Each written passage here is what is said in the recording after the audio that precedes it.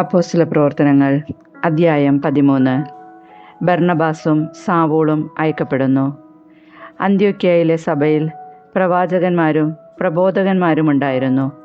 ബർണ്ണബാസ്, niger എന്ന് വിളിക്കപ്പെടുന്ന ശിമയോൻ, കിറേനക്കാരൻ ലൂസിയോസ്, സാമന്ത രാജാവായ ഹെറോദേസിനോടുകൂടെ വളർന്ന മനായേൻ, സാവൂൾ എന്നിവർ. അവർ കർത്താവിനെ ശുശ്രൂഷ ചെയ്തും ഉപവസിച്ചും കഴിയവേ പരിശുദ്ധാത്മാവ് അവരോട് പറഞ്ഞു, ബർണ്ണബാസിനെയും സാവൂളിനെയും ഞാൻ വിളിച്ചിരിക്കുന്ന ജോലിക്കായി എനിക്ക് വേണ്ടി മാറ്റി നിർത്തുക. ഉപവാസത്തിനും പ്രാർത്ഥനയ്ക്ക് ശേഷം അവർ അവരുടെ മേൽ കൈവപ്പ് നടത്തി പറഞ്ഞയച്ചു. പാഫോസിലെ മാന്ത്രികൻ. പരിശുദ്ധാത്മാവിനാൽ അയക്കപ്പെട്ട അവർ സെലൂക്യയിലേക്ക് പോവുകയും അവിടെ നിന്ന് സൈപ്രസിലേക്ക് കപ്പൽ കയറുകയും ചെയ്തു.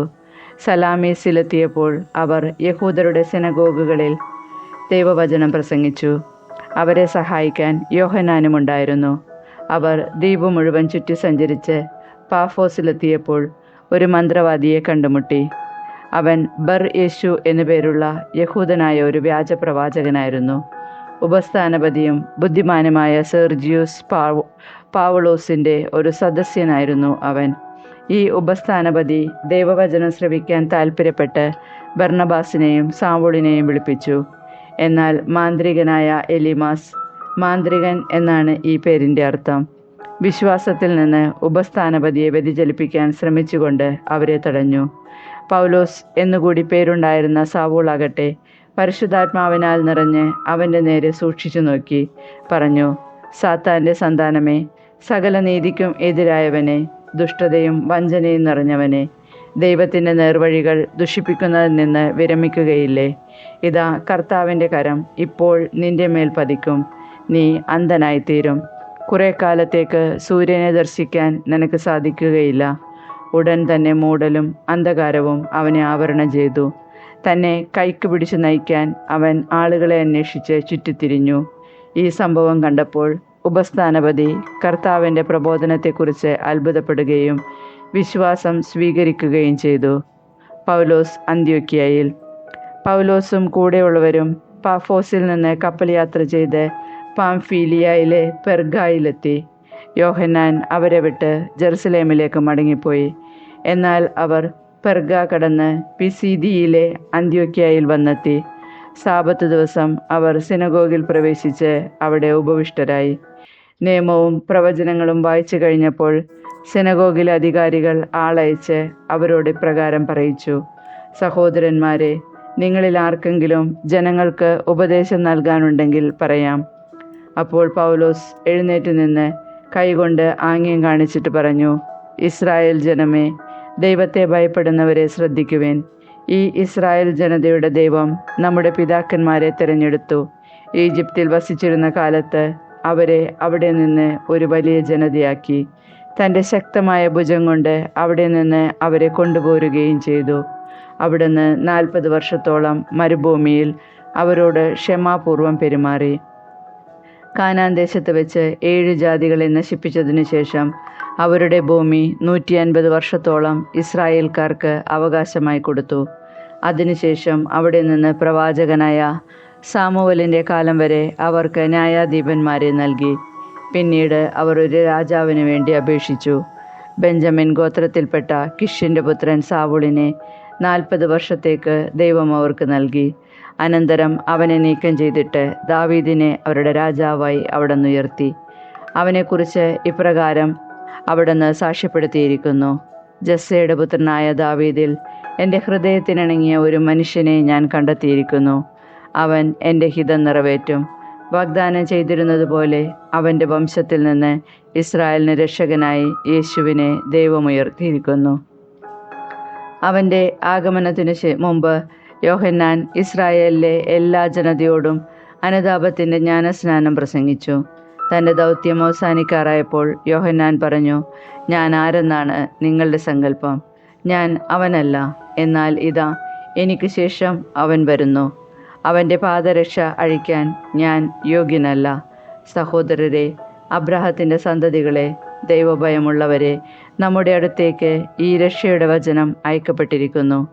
ജെറുസലേം നിവാസികളും അവരുടെ അധികാരികളും അവനെ അറിയാതെയും എല്ലാ സാപത്തിലും വായിക്കുന്ന പ്രവാചക വചനങ്ങൾ ഗ്രഹിക്കാതെയും അവനെ ശിക്ഷയ്ക്ക് വിധിച്ചുകൊണ്ട് ആ വചനങ്ങൾ പൂർത്തിയാക്കി.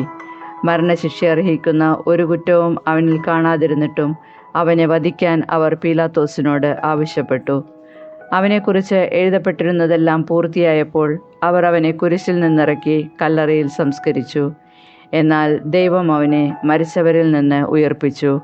അവനോടൊപ്പം ഗലീലയിൽ നിന്ന് ജെറുസലേമിലേക്ക് വന്നവർക്ക് അവൻ പല ദിവസങ്ങളിലും പ്രത്യക്ഷനായി. അവർ ഇപ്പോൾ ജനങ്ങളുടെ മുൻപിൽ അവൻ്റെ സാക്ഷികളാണ്. ഞങ്ങൾ നിങ്ങളോട് പ്രസംഗിക്കുന്ന സുവിശേഷം ഇതാണ്. പിതാക്കന്മാർക്ക് നൽകിയിരിക്കുന്ന വാഗ്ദാനം യേശുവിനെ ഉയർപ്പിച്ചുകൊണ്ട് ദൈവം മക്കളായ നമുക്ക് നിറവേറ്റി തന്നിരിക്കുന്നു. 2-ാം സങ്കീർത്തനത്തിൽ ഇപ്രകാരം എഴുതിയിട്ടുണ്ടല്ലോ: നീ എൻ്റെ പുത്രനാണ്, ഇന്ന് ഞാൻ നിനക്ക് ജന്മം നൽകി. നാശത്തിൻ്റെ അവസ്ഥയിലേക്ക് തിരിച്ചു ചെല്ലാനാവാത്ത വിധം മരിച്ചവരിൽ നിന്ന് അവൻ ഉയർപ്പിച്ചതിനെക്കുറിച്ച് അവിടെ നിന്നിങ്ങനെ അരുളി ചെയ്തു: ദാവീദിന് വാഗ്ദാനം ചെയ്തപ്പെട്ട വിശ്വസ്തവും വിശുദ്ധവുമായ അനുഗ്രഹങ്ങൾ നിങ്ങൾക്ക് ഞാൻ തരും. മറ്റൊരു സങ്കീർത്തനത്തിൽ ഇങ്ങനെ പറഞ്ഞിരിക്കുന്നു: അവിടുത്തെ പരിശുദ്ധൻ ജീർണിക്കാൻ അവിടുന്ന് അനുവദിക്കുകയില്ല. ദാവീദ് തൻ്റെ തലമുറയിൽ ദൈവഹിതം നിറവേറ്റിയതിനു ശേഷം മരണം പ്രാപിച്ചു. അവൻ പിതാക്കന്മാരോട് ചേരുകയും ജീർണത പ്രാപിക്കുകയും ചെയ്തു. എന്നാൽ ദൈവം ഉയർപ്പിച്ചവനാകട്ടെ ജീർണത പ്രാപിച്ചില്ല. സഹോദരരെ, നിങ്ങളിത് അറിഞ്ഞുകൊള്ളുവിൻ. നിങ്ങൾക്ക് പാപമോചനം പ്രഘോഷിക്കപ്പെട്ടിരിക്കുന്നത് ഇവൻ വഴിയത്രേ. മോശയുടെ നിയമം വഴി നീതീകരണം ലഭിക്കാനാവാത്ത കാര്യങ്ങളുണ്ട്. വിശ്വസിക്കുന്നവർക്ക് അവൻ വഴി അവയിൽ നീതീകരണം ലഭിക്കും. അതുകൊണ്ട് പ്രവചനങ്ങളിൽ പറഞ്ഞിട്ടുള്ളത് നിങ്ങൾക്ക് സംഭവിക്കാതിരിക്കാൻ സൂക്ഷിച്ചുകൊള്ളുവിൻ. നിന്ദകരെ കാണുവിൻ, ആശ്ചര്യപ്പെടുവിൻ, അപ്രത്യക്ഷരാകുവിൻ. എന്തെന്നാൽ നിങ്ങളുടെ ദിവസങ്ങളിൽ ഞാനൊരു പ്രവൃത്തി ചെയ്യുന്നു, ആര് പറഞ്ഞാലും നിങ്ങൾ വിശ്വസിക്കാത്ത ഒരു പ്രവൃത്തി. ഇക്കാര്യങ്ങളെല്ലാം അവിടുത്തെ സാപത്തിലും വിവരിക്കണമെന്ന് അവർ പുറത്തു വന്നപ്പോൾ ആളുകൾ അവരോട് അപേക്ഷിച്ചു. സെനഗോഗിലെ സമ്മേളനം പിരിഞ്ഞപ്പോൾ പല യഹൂദരും യഹൂദമതത്തിൽ പുതിയതായി ചേർന്ന ദൈവഭക്തരായ പലരും പൗലോസിനെയും ബർന്നബാസിനെയും അനുഗമിച്ചു. അവരാകട്ടെ അവരോട് സംസാരിക്കുകയും ദൈവകൃപയിൽ നിലനിൽക്കാൻ അവരെ പ്രേരിപ്പിക്കുകയും ചെയ്തു. അടുത്ത സാപത്തിൽ ദൈവവചനം ശ്രവിക്കാൻ നഗരവാസികൾ എല്ലാവരും തന്നെ സമ്മേളിച്ചു. ജനക്കൂട്ടത്തെ കണ്ടപ്പോൾ യഹൂദർ അസൂയ പൂണ്ട് പൗലോസ് പറഞ്ഞ കാര്യങ്ങളെ എതിർക്കുകയും അവനെ ദുഷിക്കുകയും ചെയ്തു. പൗലോസും ബർന്നബാസും ധൈര്യപൂർവ്വം ഇങ്ങനെ പറഞ്ഞു: ദൈവവചനം ആദ്യം നിങ്ങളോട് പ്രസംഗിക്കുക ആവശ്യമായിരുന്നു. എന്നാൽ നിങ്ങളത് തള്ളിക്കളയുന്നതുകൊണ്ടും നിത്യജീവന് നിങ്ങളെ തന്നെ അയോഗ്യരാക്കി തീർക്കുന്നതുകൊണ്ടും ഇതാ ഞങ്ങൾ വിജാതിയരുടെ അടുക്കലേക്ക് തിരിയുന്നു. കാരണം കർത്താവ് ഞങ്ങളോട് ഇങ്ങനെ കൽപ്പിച്ചിരിക്കുന്നു: ഭൂമിയുടെ അതിർത്തികൾ വരെ രക്ഷ വ്യാപിപ്പിക്കുന്നതിന് വിജാതിയർക്ക് ഒരു ദീപമായി നിന്നെ ഞാൻ സ്ഥാപിച്ചിരിക്കുന്നു. ഈ വാക്കുകൾ കേട്ടപ്പോൾ വിജാതിയർ സന്തോഷഭരിതരായി കർത്താവിൻ്റെ വചനത്തെ പ്രകീർത്തിച്ചു. നിത്യജീവന് നിയോഗം ലഭിച്ചവരെല്ലാം വിശ്വസിക്കുകയും ചെയ്തു. കർത്താവിൻ്റെ വചനം ആ നാട്ടിലെല്ലാം വ്യാപിച്ചു. എന്നാൽ യഹൂദന്മാർ ബഹുമാന്യരായ ഭക്തസ്ത്രീകളെയും നഗരത്തിലെ പ്രമാണികളെയും പ്രേരിപ്പിച്ച് പൗലോസിനും ബർന്നബാസിനുമെതിരായി പീഡനം ഇളക്കിവിടുകയും അവരെ ആ നാട്ടിൽ നിന്ന് പുറത്താക്കുകയും ചെയ്തു. അവർ തങ്ങളുടെ പാദങ്ങളിലെ പൊടി അവർക്കെതിരായി തട്ടിക്കളഞ്ഞിട്ട് ഇക്കോണിയത്തിലേക്ക് പോയി. ശിഷ്യന്മാർ ആനന്ദത്താലും പരിശുദ്ധാത്മാവിനാലും നിറഞ്ഞവരായി.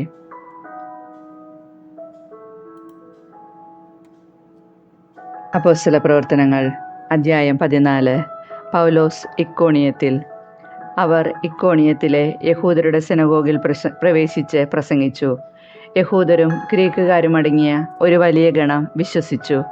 വിശ്വസിക്കാതിരുന്ന യഹൂദർ സഹോദരർക്കെതിരായി വിജാതിയരെ ഇളക്കുകയും അവരുടെ മനസ്സിനെ വിദ്വേഷം കൊണ്ട് നിറയ്ക്കുകയും ചെയ്തു. എങ്കിലും അവർ വളരെ നാൾ അവിടെ താമസിച്ച് കർത്താവിനെ പറ്റി ധൈര്യപൂർവ്വം പ്രസംഗിച്ചു. അത്ഭുതങ്ങളും അടയാളങ്ങളും പ്രവർത്തിക്കാൻ അവർക്ക് അനുഗ്രഹം നൽകിക്കൊണ്ട് കർത്താവ് തൻ്റെ കൃപയുടെ വചനത്തിന് സാക്ഷ്യം നൽകി. എന്നാൽ നഗരത്തിലെ ജനങ്ങളുടെ ഇടയിൽ ഭിന്നതയുണ്ടായി. ചിലർ യഹൂദരുടെ കൂടെയും ചിലർ അപ്പോസ്തലന്മാരുടെ കൂടെയും ചേർന്നു. അവരെ അപമാനിക്കാനും കല്ലെറിയാനുമുള്ള ഒരു നീക്കം വിജാതിയരുടെയും യഹൂദരുടെയും അവരുടെ ഭരണാധികാരികളുടെയും ഭാഗത്തു നിന്നുണ്ടായി. ഇതറിഞ്ഞ് അവർ ലിക്കോവോനിയയിലെ നഗരങ്ങളായ ലിസ്ത്രായിലേക്കും ദർബയിലേക്കും സമീപ പ്രദേശങ്ങളിലേക്കും പലായനം ചെയ്തു. അവിടെ അവർ സുവിശേഷം പ്രസംഗിച്ചു കൊണ്ടിരുന്നു. ലിസ്ത്രായിൽ. കാലുകൾക്ക് സ്വാധീനമില്ലാത്ത ഒരുവൻ ലിസ്ത്രായിൽ ഉണ്ടായിരുന്നു. ജന്മന മുടന്തനായിരുന്ന അവന് ഒരിക്കലും നടക്കാൻ കഴിഞ്ഞിരുന്നില്ല. പൗലോസ് പ്രസംഗിക്കുന്നത് അവൻ കേട്ടു. പൗലോസ് അവനെ സൂക്ഷിച്ചു നോക്കി. സൗഖ്യം പ്രാപിക്കാൻ തക്ക വിശ്വാസം അവനുണ്ടെന്ന് കണ്ട് പൗലോസ് ഉച്ചത്തിൽ പറഞ്ഞു, എഴുന്നേറ്റ് കാലുറപ്പിച്ചു നിൽക്കുക. അവൻ ചാടി എഴുന്നേറ്റ് നടന്നു. പൗലോസ് ചെയ്ത ഈ പ്രവൃത്തി കണ്ട ജനക്കൂട്ടം ലിക്കവോനിയൻ ഭാഷയിൽ ഉച്ചത്തിൽ പറഞ്ഞു, ദേവന്മാർ മനുഷ്യരൂപം ധരിച്ച് നമ്മുടെ ഇടയിലേക്ക് ഇറങ്ങി വന്നിരിക്കുന്നു. അവർ ബർണബാസിനെ സേവൂസ് എന്നും പൗലോസ് പ്രധാന പ്രസംഗകനായിരുന്നതിനാൽ അവനെ ഹെർമസ് എന്നും വിളിച്ചു. നഗരത്തിൻ്റെ മുമ്പിലുള്ള സേവൂസിൻ്റെ ക്ഷേത്രത്തിലെ പുരോഹിതൻ കാളകളും പൂമാലകളുമായി കവാടത്തിങ്കൽ വന്ന് ജനങ്ങളോട് ചേർന്ന് ബലിയർപ്പിക്കുവാൻ ആഗ്രഹം പ്രകടിപ്പിച്ചു. ഇതറിഞ്ഞ് അപ്പോസ്തലന്മാരായ ബർണബാസും പൗലോസും വസ്ത്രം കീറി ജനക്കൂട്ടത്തിലേക്ക് ഓടിച്ചെന്ന് വിളിച്ചു പറഞ്ഞു, ഹേ മനുഷ്യരെ, നിങ്ങൾ ഈ ചെയ്യുന്നതെന്താണ്? ഞങ്ങളും നിങ്ങളെപ്പോലെ തന്നെയുള്ള മനുഷ്യരാണ്. വ്യർത്ഥമായ ഈ രീതികളിൽ നിന്ന് ജീവിക്കുന്ന ദൈവത്തിലേക്ക് നിങ്ങൾ തിരിയണമെന്ന് ഞങ്ങൾ നിങ്ങളെ ഉത്ബോധിപ്പിക്കുന്നു. അവിടെ നിന്നാണ് ആകാശവും ഭൂമിയും സമുദ്രവും അവയിലുള്ള സമസ്തവും സൃഷ്ടിച്ചത്. കഴിഞ്ഞ തലമുറകളിൽ എല്ലാ ജനതകളെയും സ്വന്തം മാർഗങ്ങളിൽ സഞ്ചരിക്കാൻ അവിടുന്ന് അനുവദിച്ചു. എങ്കിലും നന്മ പ്രവർത്തിക്കുകയും ആകാശത്തു നിന്ന് മഴയും ഫലഭൂയിഷ്ഠമായ കാലാവസ്ഥയും നിങ്ങൾക്ക് പ്രദാനം ചെയ്യുകയും ആഹാരവും ആനന്ദവും നൽകി നിങ്ങളുടെ ഹൃദയങ്ങളെ നിറയ്ക്കുകയും ചെയ്തുകൊണ്ട് അവിടുന്ന് തനിക്ക് സാക്ഷ്യം നൽകിക്കൊണ്ടിരിക്കുന്നു. അവർ ഇപ്രകാരം പറഞ്ഞു, തങ്ങൾക്ക് ബലിയർപ്പിക്കുന്നതിൽ നിന്ന് ജനങ്ങളെ കഷ്ടിച്ച് പിന്തിരിപ്പിച്ചു. അന്ത്യോക്യയിൽ നിന്നും ഇക്കോണിയത്തിൽ നിന്നും അവിടെ എത്തിയ യഹൂദന്മാർ ജനങ്ങളെ പ്രേരിപ്പിച്ച് പൗലോസിനെ കല്ലെറിയിച്ചു. മരിച്ചുപോയെന്ന് വിചാരിച്ച് അവർ അവനെ നഗരത്തിന് പുറത്തേക്ക് വലിച്ചു കൊണ്ടുപോയി. എന്നാൽ ശിഷ്യന്മാർ അവന് ചുറ്റും കൂടിയപ്പോൾ അവൻ എഴുന്നേറ്റ് പട്ടണത്തിൽ പ്രവേശിച്ചു. അടുത്ത ദിവസം ബർണബാസുമൊത്ത് അവൻ ദെർബയിലേക്ക് പോയി. അന്ത്യോക്യയിൽ ആ നഗരത്തിലും അവർ സുവിശേഷം പ്രസംഗിച്ച് പലരെയും ശിഷ്യരാക്കി. അനന്തരം അവർ ലിസ്ത്രായിലേക്കും ഇക്കോണിയത്തിലേക്കും അന്ത്യോക്യയിലേക്കും തിരിച്ചു ചെന്നു. വിശ്വാസത്തിൽ നിലനിൽക്കണമെന്നും നിരവധി പീഡനങ്ങളിലൂടെ ദൈവരാജ്യത്തിൽ പ്രവേശിക്കണമെന്നും ഉപദേശിച്ചുകൊണ്ട് ശിഷ്യരുടെ മനസ്സിനെ അവർ ശക്തിപ്പെടുത്തി. അവർ സഭകൾ തോറും ശ്രേഷ്ഠന്മാരെ നിയമിച്ച് പ്രാർത്ഥനയോടും ഉപവാസത്തോടും കൂടെ അവരെ തങ്ങൾ വിശ്വസിച്ച കർത്താവിന് സമർപ്പിച്ചു. പിന്നീട് അവർ പിസീദിയയിലൂടെ കടന്ന് പാംഫീലിയയിലെത്തി. പെർഗായിൽ വചനം പ്രസംഗിച്ചതിനു ശേഷം അവർ അത്താലിയയിലേക്ക് പോയി. അവിടെ നിന്ന് അന്ത്യോക്യയിലേക്ക് കപ്പൽ കയറി. തങ്ങൾ നിർവഹിച്ച ദൗത്യത്തിന് ആവശ്യമായിരുന്ന ദൈവകൃപയ്ക്ക് അവർ ഭരമേൽപ്പിക്കപ്പെട്ടത് അവിടെ വച്ചാണല്ലോ. അവർ അവിടെ എത്തിയപ്പോൾ സഭയെ വിളിച്ചുകൂട്ടി തങ്ങൾ മുഖാന്തരം ദൈവം എന്തെല്ലാം പ്രവർത്തിച്ചുവെന്നും വിജാതിയർക്ക് വിശ്വാസത്തിൻ്റെ വാതിൽ അവിടുന്ന് എങ്ങനെ തുറന്നുകൊടുത്തുവെന്നും വിശദീകരിച്ചു. പിന്നീട് കുറേ കാലത്തേക്ക് അവർ ശിഷ്യരോടുകൂടെ അവിടെ താമസിപ്പിച്ചു. അപ്പോസ്തല പ്രവർത്തനങ്ങൾ അധ്യായം 15. ജെറുസലേം സൂനഹദോസ്. യൂദയായിൽ നിന്ന് ചിലർ അവിടെ വന്ന് മോശയുടെ നിയമമനുസരിച്ച് പരിച്ഛേദനം ചെയ്യപ്പെടാത്ത പക്ഷം രക്ഷ പ്രാപിക്കുവാൻ സാധ്യമല്ല എന്ന് സഹോദരരെ പഠിപ്പിച്ചു. പൗലോസും ബർണബാസും അവരോട് വിയോജിക്കുകയും വിവാദത്തിൽ ഏർപ്പെടുകയും ചെയ്തു. തന്മൂലം ജെറുസലേമിൽ ചെന്ന് അപ്പോസ്തലന്മാരും ശ്രേഷ്ഠന്മാരുമായി ഈ പ്രശ്നം ചർച്ച ചെയ്യാൻ പൗലോസും ബർണബാസും അവരുടെ കൂട്ടത്തിൽപ്പെട്ട മറ്റു ചിലരും നിയോഗിക്കപ്പെട്ടു. സഭയുടെ നിർദ്ദേശമനുസരിച്ച് യാത്ര തിരിച്ച അവർ വിജാതിയരുടെ മാനസാന്തര വാർത്ത വിവരിച്ച് കേൾപ്പിച്ചുകൊണ്ട് ഫിനീഷ്യ, സമരിയ എന്നിവിടങ്ങളിലൂടെ കടന്നുപോയി. സഹോദരന്മാർക്കെല്ലാം വലിയ സന്തോഷമുളവായി. ജെറുസലേമിലെത്തിയപ്പോൾ സഭയും അപ്പോസ്തലന്മാരും ശ്രേഷ്ഠന്മാരും അവരെ സ്വീകരിച്ചു. ദൈവം തങ്ങൾ മുഖാന്തരം പ്രവർത്തിച്ച കാര്യങ്ങൾ അവർ പ്രഖ്യാപിച്ചു. എന്നാൽ ഫരിസേയരുടെ ഗണത്തിൽ നിന്ന് വിശ്വാസം സ്വീകരിച്ച ചിലർ എഴുന്നേറ്റ് പ്രസ്താവിച്ചു. അവരെ പരിച്ഛേദനം ചെയ്യുകയും മോശയുടെ നിയമം പാലിക്കണമെന്ന് അവരോട് നിർദ്ദേശിക്കുകയും ചെയ്യുക ആവശ്യമാണ്. ഇക്കാര്യം പരിഗണിക്കാൻ അപ്പോസ്തലന്മാരും ശ്രേഷ്ഠന്മാരും ഒരുമിച്ച് കൂടി. വലിയ വാദപ്രതിവാദം നടന്നപ്പോൾ പൗലോസ് എഴുന്നേറ്റ് പറഞ്ഞു, സഹോദരന്മാരെ, വളരെ മുമ്പ് തന്നെ ദൈവം നിങ്ങളുടെ ഇടയിൽ ഒരു തെരഞ്ഞെടുപ്പ് നടത്തുകയും വിജാതിയർ എൻ്റെ അധരങ്ങളിൽ നിന്ന് സുവിശേഷ വചനങ്ങൾ കേട്ട് വിശ്വസിക്കണമെന്ന് നിശ്ചയിക്കുകയും ചെയ്തു എന്ന് നിങ്ങൾക്കറിയാമല്ലോ. ഹൃദയങ്ങളെ അറിയുന്ന ദൈവം നമുക്കെന്നതുപോലെ അവർക്കും പരിശുദ്ധാത്മാവിനെ നൽകിക്കൊണ്ട് അവരെ അംഗീകരിച്ചു. നമ്മളും അവരും തമ്മിൽ അവിടുന്ന് വ്യത്യാസം കൽപ്പിച്ചില്ല.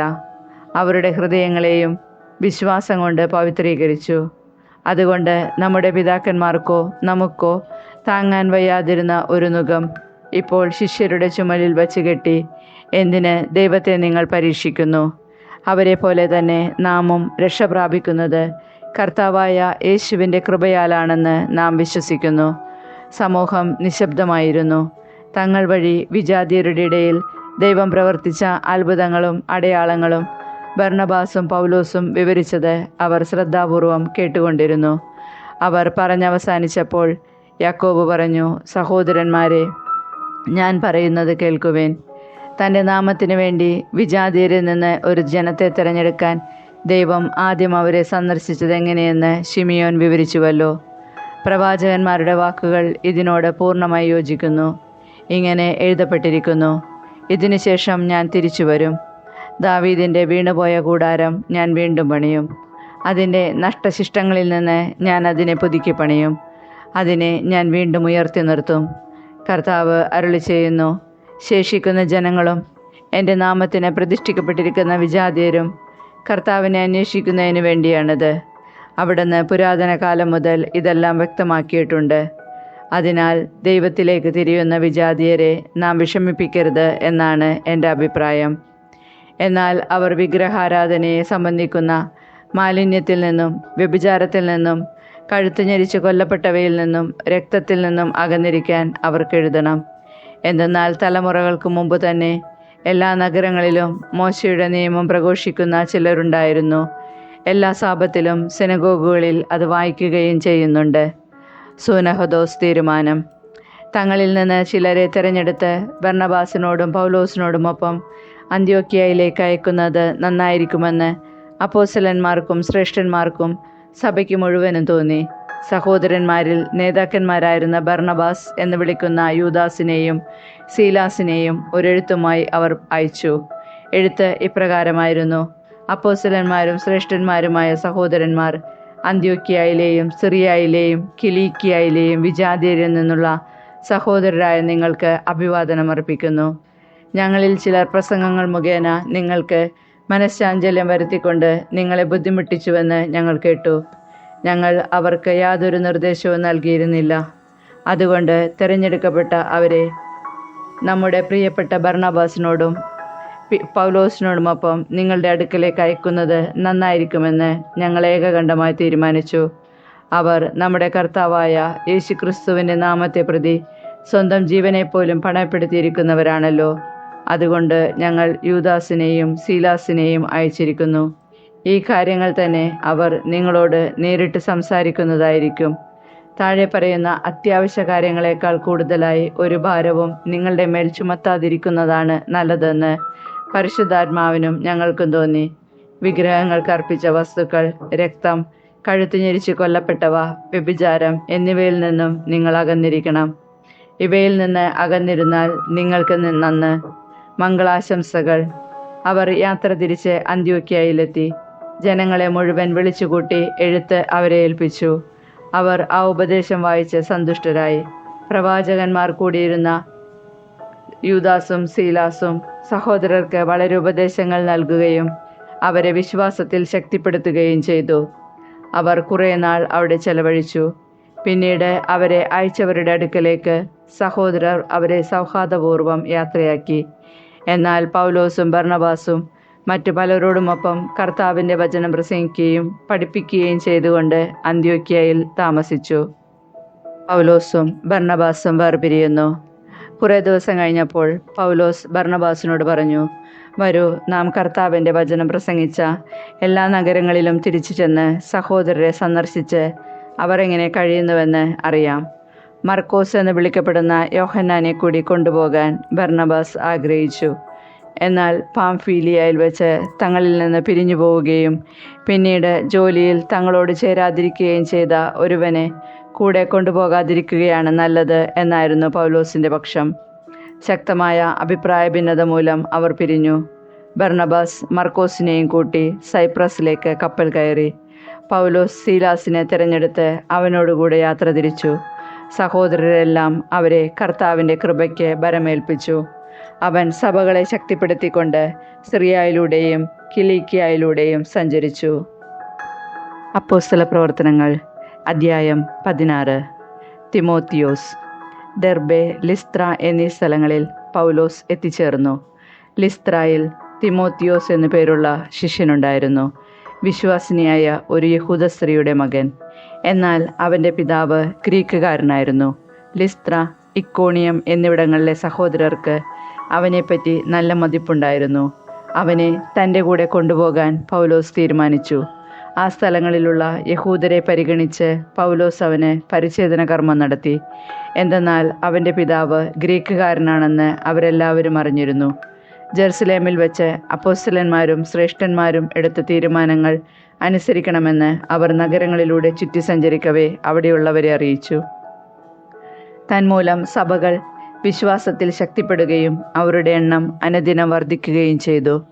ത്രോവാസിലെ ദർശനം. ഏഷ്യയിൽ വചനം പ്രസംഗിക്കുന്നതിൽ നിന്ന് പരിശുദ്ധാത്മാവ് അവരെ പിന്തിരിപ്പിച്ചതുകൊണ്ട് അവർ ഫ്രീജിയ, ഗലാത്തിയ എന്നിവിടങ്ങളിലൂടെ യാത്ര ചെയ്തു. മീസിയായിക്കടുത്ത് വന്നപ്പോൾ ബെദീനിയയിലേക്ക് പോകാൻ അവർ ആഗ്രഹിച്ചു. എങ്കിലും യേശുവിൻ്റെ ആത്മാവ് അതിനനുവദിച്ചില്ല. തന്മൂലം മീസിയ വിട്ട് അവർ ത്രോവാസിലേക്ക് പോയി. രാത്രിയിൽ പൗലോസിന് ഒരു ദർശനമുണ്ടായി. മക്കദോനിയക്കാരനായ ഒരുവൻ അവൻ്റെ മുൻപിൽ നിന്ന് ഇപ്രകാരം അഭ്യർത്ഥിച്ചു: മക്കദോനിയയിലേക്ക് വന്ന് ഞങ്ങളെ സഹായിക്കുക. മക്കദോനിയക്കാരെ സുവിശേഷം അറിയിക്കാൻ ദൈവം ഞങ്ങളെ വിളിച്ചിരിക്കുകയാണെന്ന് അറിഞ്ഞ് അവന് ദർശനമുണ്ടായ ഉടനെ ഞങ്ങൾ അങ്ങോട്ട് പോകാൻ ഉദ്യമിച്ചു. ലീദിയായുടെ മാനസാന്തരം. ത്രോവാസിൽ നിന്ന് ഞങ്ങൾ കപ്പൽ കയറി നേരിട്ട് സമൊത്രക്കയിലേക്ക് യാത്ര ചെയ്തു. അടുത്ത ദിവസം നെയാപോളിസിലേക്കും അവിടെ നിന്ന് ഫിലിപ്പിയിലേക്കും പോയി. അത് മക്കദോനിയയുടെ ആ ഭാഗത്തെ പ്രധാന നഗരവും റോമായുടെ അധികാരത്തിലുള്ള സ്ഥലവുമായിരുന്നു. കുറേ ദിവസം ഞങ്ങൾ ആ നഗരത്തിൽ താമസിച്ചു. നഗര കവാടത്തിന് പുറത്ത് നദീതീരത്ത് ഒരു പ്രാർത്ഥനാ കേന്ദ്രമുണ്ടെന്ന് തോന്നിയതിനാൽ അവിടേക്ക് ഞങ്ങൾ പോയി. ആ സ്ഥലത്ത് വന്നുകൂടിയ സ്ത്രീകളോട് ഞങ്ങൾ അവിടെ ഇരുന്ന് സംസാരിച്ചു. ഞങ്ങളുടെ വാക്കുകൾ കേട്ടവരുടെ കൂട്ടത്തിൽ തിയത്തീറ പട്ടണത്തിൽ നിന്ന് വന്ന പട്ടുവിൽപ്പനക്കാരിയും ദൈവഭക്തിയുമായ ലീദിയ എന്ന സ്ത്രീയുമുണ്ടായിരുന്നു.